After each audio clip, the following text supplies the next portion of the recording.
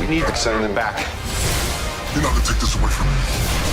You're flying out into the darkness to fight ghosts. What do you mean? They all die fighting Spider-Man. I'm sorry, kid. Yeah, me too. Don't. There has to be another way! There isn't.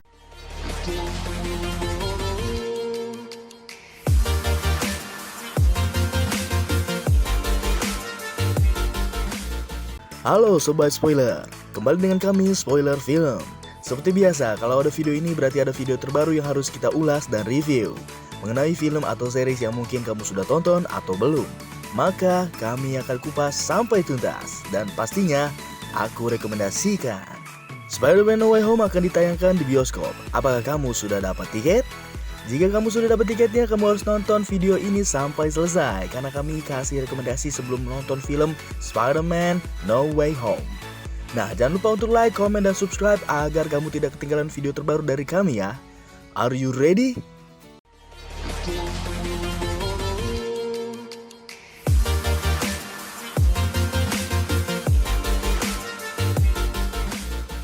Spider-Man No Way Home. Film ini akan menjadi film solo ketiga Spider-Man di Marvel Cinematic Universe (MCU).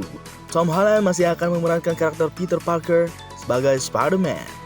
Sepanjang sejarahnya di layar lebar, Spider-Man telah dilakonkan oleh 3 aktor. Mereka adalah Tobey Maguire, Andrew Garfield, dan Tom Holland. Tentu saja akan menarik untuk bisa maraton nonton film Spider-Man jelang No Way Home. Nah, ini rekomendasi film sebelum kamu menonton film Spider-Man No Way Home. Spider-Man, film layar lebar perdana Spider-Man karya Sam Raimi, adalah penobrak bagi karakter itu dan genre superhero. Menyusul kesuksesan Blade dan X-Men, Sam membawa genre superhero ke level baru dengan Spider-Man. Film ini adalah campuran ketelitian, ketulusan emosional, dan akurasi buku komik. Sebagian besar film ini mengadaptasi debut Spider-Man's Amazing Fantasy secara langsung. Tobey Maguire didapuk untuk melakonkan superhero ikonik Marvel ini. Spider-Man mengisahkan tentang asal-usul Spider-Man. Di film ini, Peter belajar kalau dia tidak menggunakan kekuatannya secara bertanggung jawab, orang akan menderita, termasuk orang-orang yang ia cintai. Di film ini pula, Willem Dafoe tampil sempurna sebagai Norman Osborn atau Green Goblin. Dia akan memerankan karakter ini lagi di Spider-Man No Way Home. Spider-Man 2. Film yang merupakan lanjutan langsung film pertamanya ini menekankan pada dampak kehidupan ganda sebagai superhero terhadap orang biasa. Setelah menerima tanggung jawabnya sebagai Spider-Man, Peter sekarang berjuang untuk memenuhi kebutuhannya. Dia sering telat masuk kerja dan kelas. Dia juga mengecewakan orang-orang yang dia cintai karena tugas yang diembannya sendiri. Spider-Man 2 adalah cerita cinta, yang dimana Mary Jane menyadari impiannya menjadi aktris dan Peter menemukan keseimbangan antara dua identitasnya. Spider-Man 2 dianggap sebagai film terbaik Spider-Man sampai saat ini. Film ini juga tetap menjadi salah satu contoh terbaik terkait bagaimana menciptakan pahlawan dan penjahat yang pada akhirnya adalah manusia. Penjahat utama di film ini adalah Dr. Octavius, diperankan oleh Alfred Molina, dan dia juga akan tampil kembali di Spider-Man No Way Home. Spider-Man 3.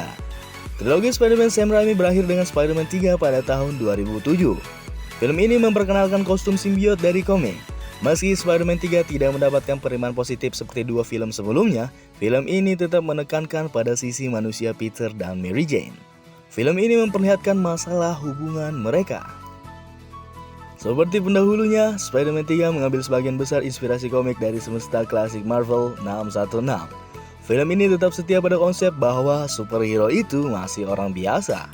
Spider-Man 3 berakhir dengan kematian tragis Harry Osborn. Peter juga melepas pembunuh paman Ben, Sandman, dan juga Peter dan Mary Jane memperbaiki hubungan mereka di akhir film. Sandman akan tampil kembali di No Way Home dengan memerankan aktor aslinya, Thomas Haden Church. Captain America Civil War. Spider-Man bergabung dengan MCU dan diperkenalkan lewat Captain America Civil War.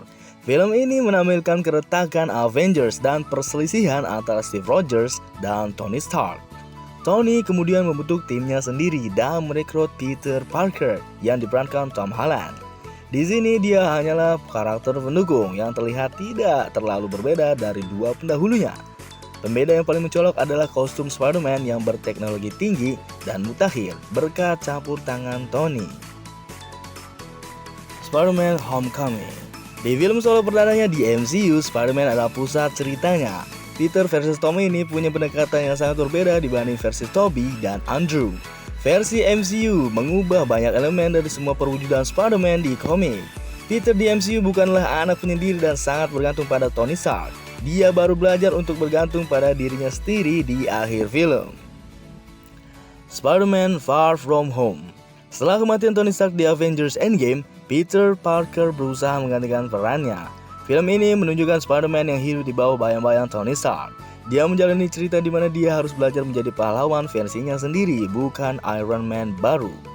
Di komik dan 2 film sebelumnya, ini tidak perlu terjadi. Meski berbeda dari materi sumbernya, Peter Parker versi MCU ini tetap menarik untuk diikuti. No Way Home adalah lanjutan langsung Far From Home. Nah, itu dia rekomendasi film sebelum kamu nonton Spider-Man No Way Home yang akan tayang pada tanggal 15 Desember 2021. Udah gak sabar kan? Dan jangan lupa buat like dan komen dan subscribe agar kamu tidak ketinggalan video terbaru dari kami ya. See you, selamat menonton dan tetap jaga kesehatan. We need to send them back. You're not gonna take this away from me. You're flying out into the darkness to fight ghosts. What do you mean? They all die fighting Spider-Man. I'm sorry, kid. Yeah, me too. Don't. There has to be another way! There isn't.